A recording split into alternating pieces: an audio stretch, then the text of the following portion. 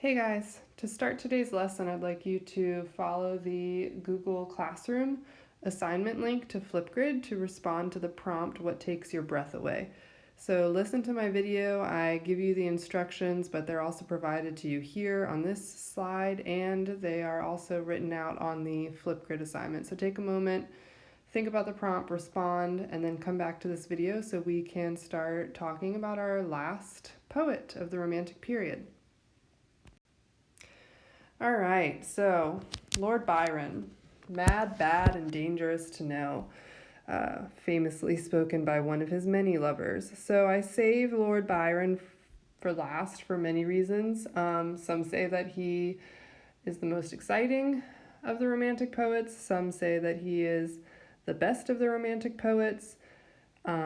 He had a close relationship with Shelley, who was the poet that you read yesterday, and then Shelley's wife, Mary Shelley, who we are going to be reading from in our next unit. They were all kind of closely related to one another, which I'll explain today. And, he wrote this poem called Prometheus, which we're actually going to read as a way to introduce Mary Shelley's novel Frankenstein, because it is called Frankenstein, the Modern Prometheus. So lots of reasons why I included him last. I probably forgot to mention because the fact that he is like devastatingly handsome. I mean, look at that facial structure, right, guys? So let's talk about him. All right, so Lord Byron's real name is George Gordon. He only received the name Lord Byron after he inherited a family estate. As you can see in that first bullet, and as I kind of already alluded to, he is considered the symbol of the Romantic spirit. No poet really during this time period achieved greater popularity than he did. So let's talk about his beginnings. He, like Keats, experienced a kind of turbulent childhood. So whereas Keats experienced a great deal of death, Lord Byron grew up in a household that wasn't exactly stable. So his father was known as Mad Jack, and you can imagine what would earn you that kind of nickname. He was a drunk, and he kind of spent his family's fortune and then abandoned them when Byron was pretty young. So it wasn't until he published this kind of self-autobiographical travelogue called Childe Harold's Pilgrimage in 1812 that he gained his literary renown. He ended up fleeing England in 1816 after his wife left him. He had many romantic relationships, both with men and women, and he couldn't really face the shame, so he left. And he ended up moving to Switzerland. And this is where we will talk about when we get into Mary Shelley's Frankenstein, where he actually lived with Mary Shelley and Percy Shelley and the woman that he was seeing at the time, who happened to be Mary Shelley's half-sister, and whom he ended up getting pregnant while they were living together. And then he finally settled in Italy, where he wrote his greatest poem, Don Juan. In 1823, he left on a mission to Greece to help them gain independence, but while he was there, he contracted a fever and he died shortly after at age 36. So he too, like Keats, did not live a very long life. So George Gordon Lord Byron is most famous for creating this this character, almost this archetype, known as the Byronic hero. So the protagonist of his poems was often a rebellious, arrogant, antisocial, possibly even in exile, and darkly, enticingly romantic man, and very, very, very handsome. So think of your Edward Cullen from the Twilight series, okay? This like brooding, devastatingly good looking, but also antisocial guy. Mr. Darcy fits the bill. Heathcliff and Wuthering Heights, which is a book that we no longer teach in the Brit curriculum, but they are all examples of this Byronic hero, which is what Byron has become mostly famous for. So Byron, as a romantic, he was really interested in emotions and imagination. He wrote about subjective experiences of the individual, such as desires, hopes, and dreams, and he celebrated intense passion. In his stylistic elements, his poetry is kind of rooted in 18th century forms, and it used really traditional stanza structures, which we're going to talk about today. Our analysis will focus on aspects of figurative language, his use of metaphor, simile, and then apostrophe, okay? So apostrophe is going to be super important today. It's actually what this lesson is really about. So remember, an apostrophe is not, that punctuation mark, okay? An apostrophe is a literary device in which an object, an abstract quality, or an absent or imaginary person is addressed directly as if it is present and able to understand. So odes, right, which we've studied, Ode on a Grecian Urn and Ode to the West Wind, talking directly to those objects, right, is an example of this device called apostrophe, which is what we're going to be focusing on today. So we're going to get started. Today's lesson is going to be totally different from the ones in the previous classes. I'm actually going to walk you through two of the poems pretty briefly, and then I'm going to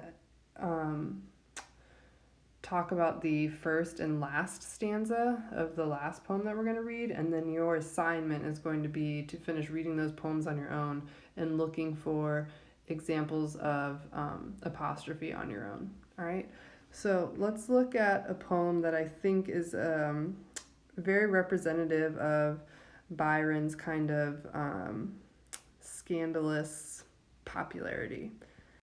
All right, it's called When We Two Parted.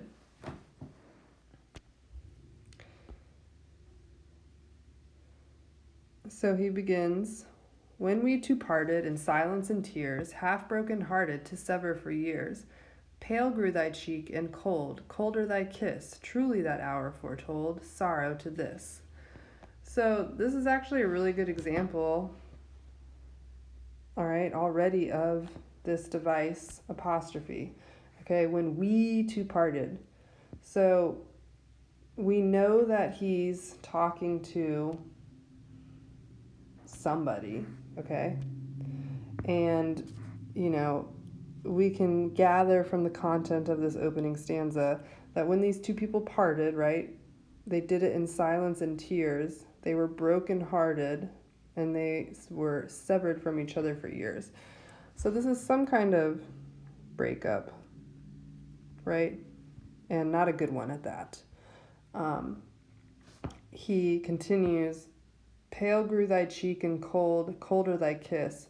Truly that hour foretold sorrow to this. So, the hour is referring to the moment at which they broke up. And it kind of served as almost like a premonition to the moment right now in which he is speaking in this poem. All right, so let's continue on. Well, let's not. Before we, obviously, let's talk about traditional stanza structure, right? Because I said that he does that. So you should have recognized that the rhyme scheme, all right, is pretty traditional. It goes A, B, C, D, C, D. It's also a stanza of 8 lines, so it's in what we call an octet, okay?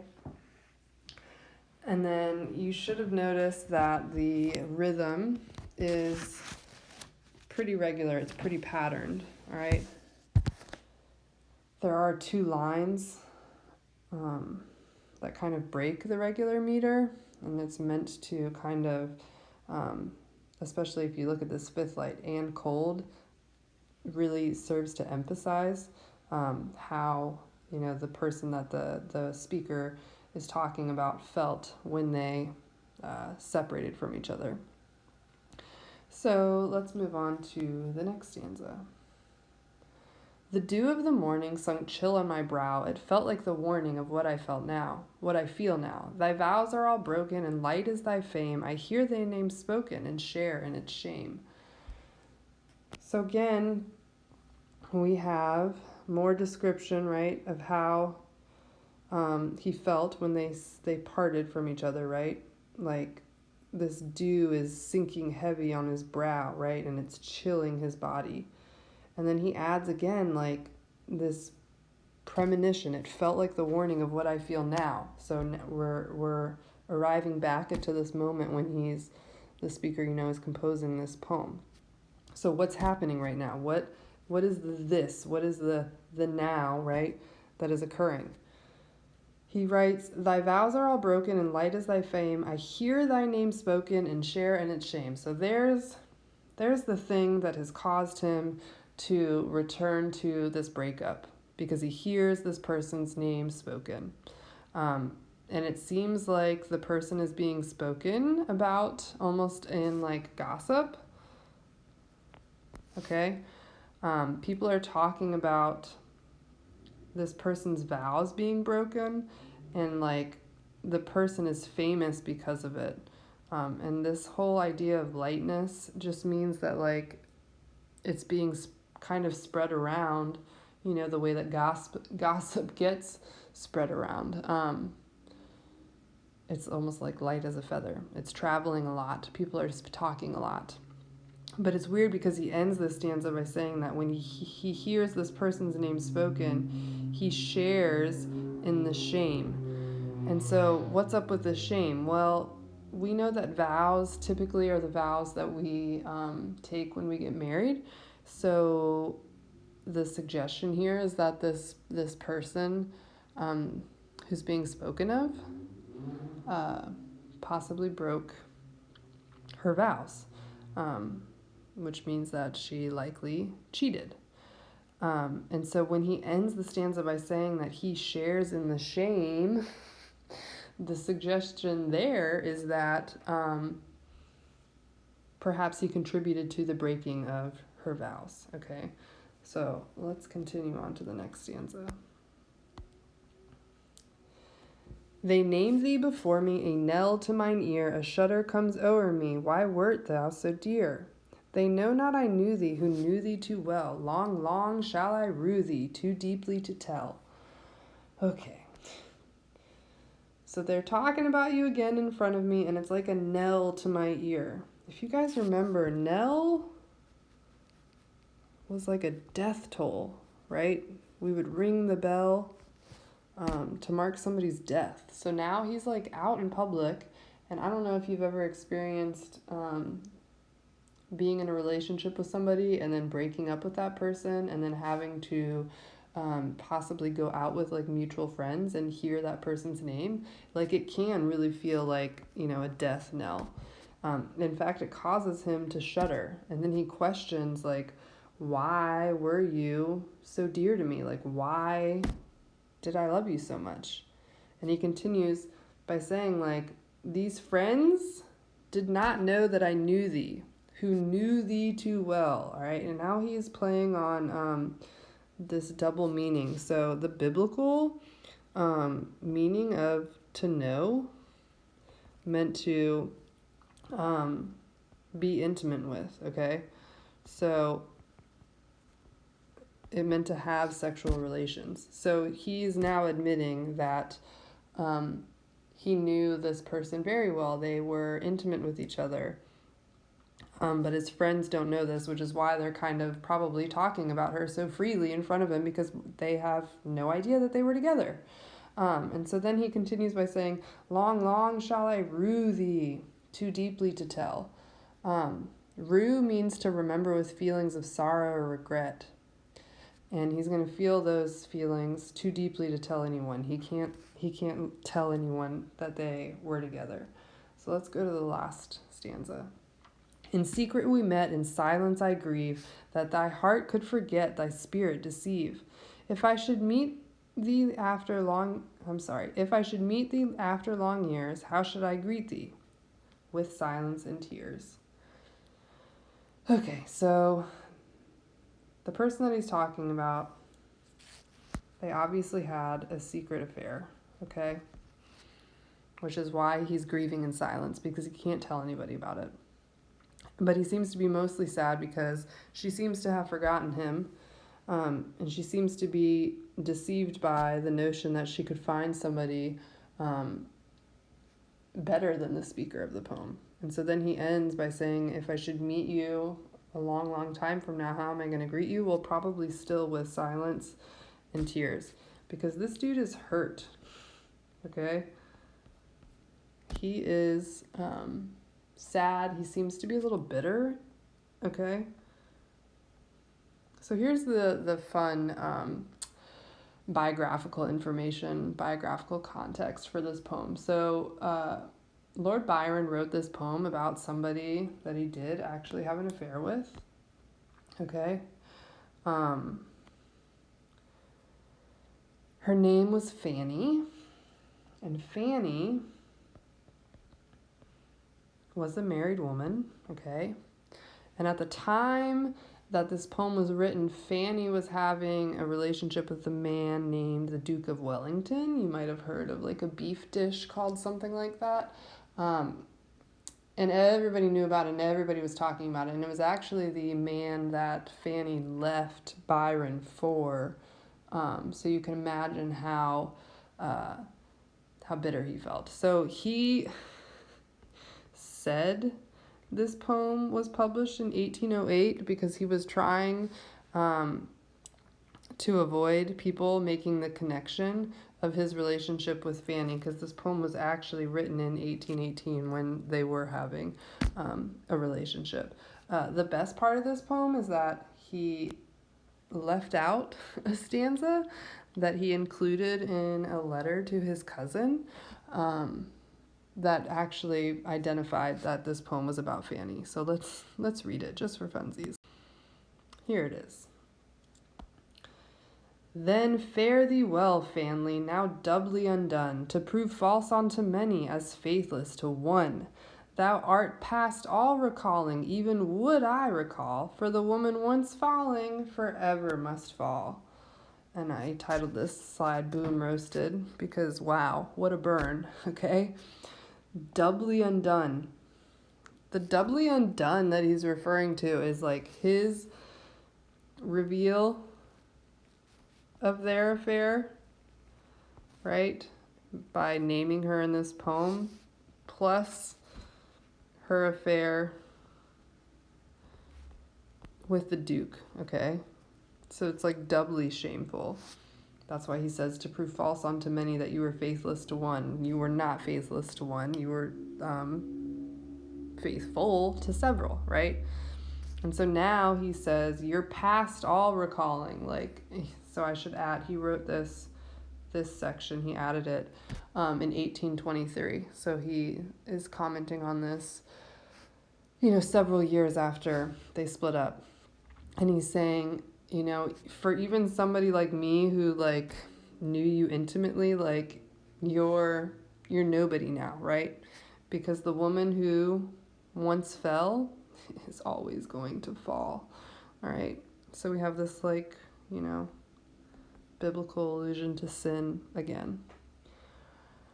So not your typical romantic poem, okay? Except it does obviously talk about intense emotions, right?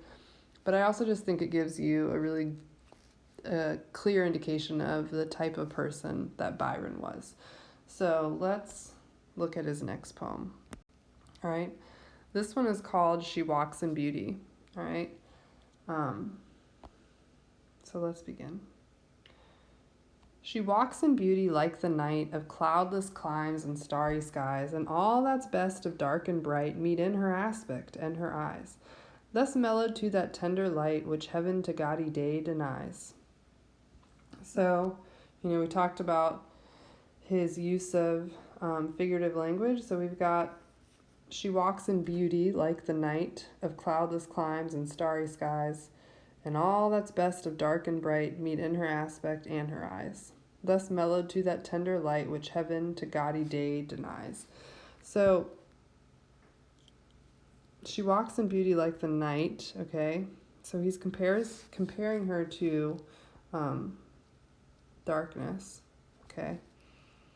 In fact, he says, and all that's best of dark and bright. So if you think of like, the stars in the sky at night, right?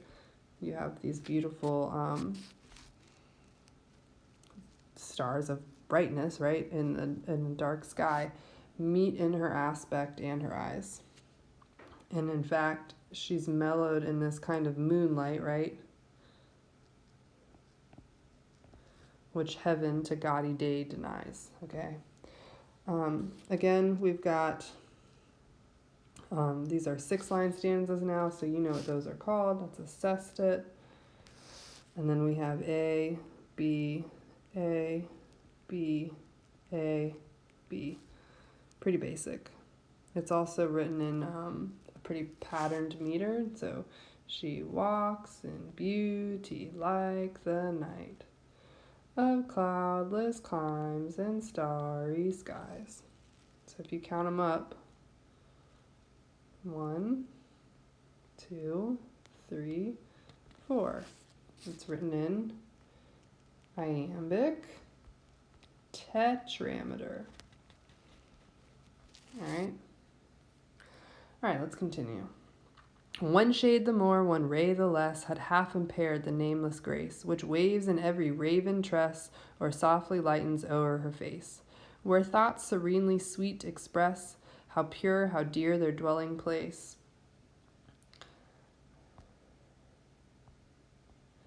All right, so if she was one shade darker or one ray, one shade of brightness lighter, okay, then her this nameless grace, this beauty would be impaired, okay, which waves in this kind of like, this is why I added this picture over the side. It's like this contrast between the darkness of her hair, her raven tress, okay, and the lightness, okay, brightness of her face. She's like Snow White, okay? And then if we're paying attention to this beautiful line, we have some great consonants going on right now, where thoughts serenely sweet express, okay? In fact, when it's repetition of the S sound, it's called sibilance, because it creates this sis sound, okay? How pure, how dear their dwelling place. All right, let's go to the last stanza. And on that cheek and o'er that brow, so soft, so calm, yet eloquent, the smiles that win, the tints that glow, but tell of days and goodness spent, a mind at peace with all below, a heart whose love is innocent. All right, so the end of the poem, all right, suggests that, like, everything that is physically beautiful about this woman on the outside reflects everything on the inside that is also beautiful, okay? So the many aspects of the woman's lovely face tell of good deeds, all right? Tell of the days and goodness spent, her peaceful mind, and her loving heart. So,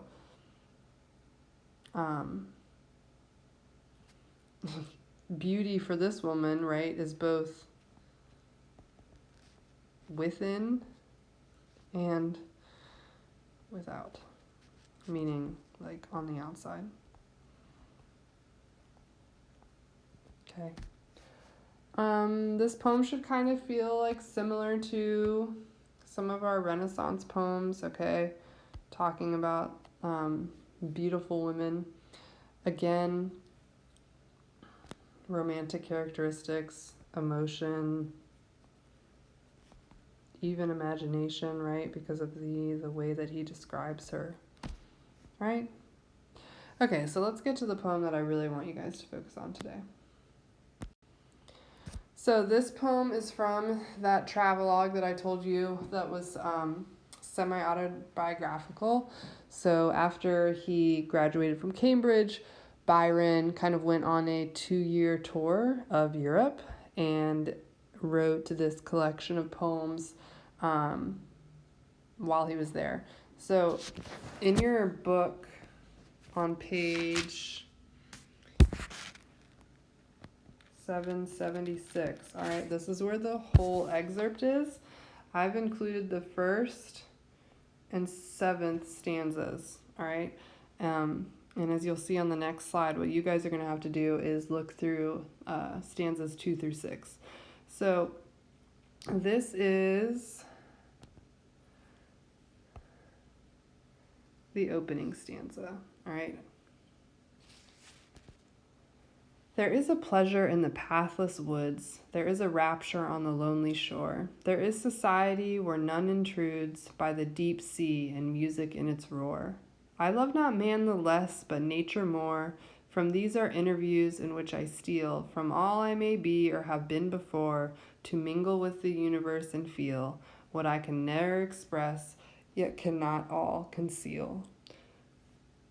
All right, so let's talk about this poem's rhyme scheme. So we start A, B, A, B. Oh, wow, that's interesting. B, C, B, C, C.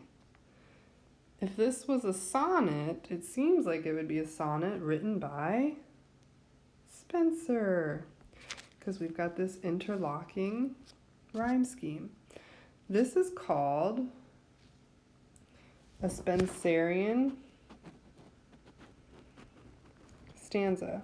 Okay, it's a stanza of 9 lines written in this interlocking rhyme scheme, okay?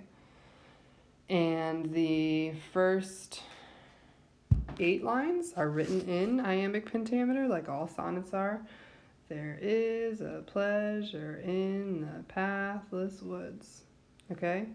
But then, when we get to this last line, it's written in hexameter, okay? So there are 6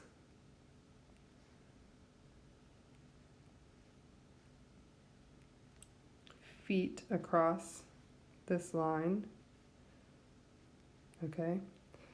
This line, just to add to your knowledge, is called Alexandrine. All right, and it's just a line, this 9th line that's written in iambic hexameter. All right, so let's get back to the content of the poem. So he's talking about the ocean, okay? So here's his nature poem, all right? This excerpt is often referred to as the apostrophe to the ocean, all right, because he's writing to the ocean, all right?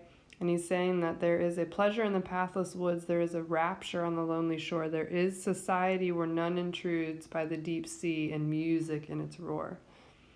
I love not man the less, but nature more. From these are interviews in which I steal from all I may be or have been before, to mingle with the universe and feel what I can never express, yet cannot all conceal. So he seems to be suggesting that when he is out by the sea, okay, it is here that he is able to really feel his place in the universe, okay?